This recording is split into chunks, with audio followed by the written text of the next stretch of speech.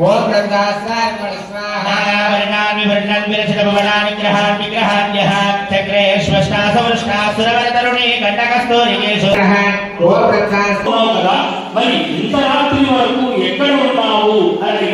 అప్పుడు కళావతి అంటుంది అమ్మా ఒక బ్రాహ్మణిలో సత్యనారాయణ స్వామి వ్రతం జరుగుతూ ఉంటే అక్కడే ఉన్నాను స్వామి వారి కథ విన్నాను ప్రసాదం కూడా తీసుకొని ఇప్పుడే వస్తున్నాను అని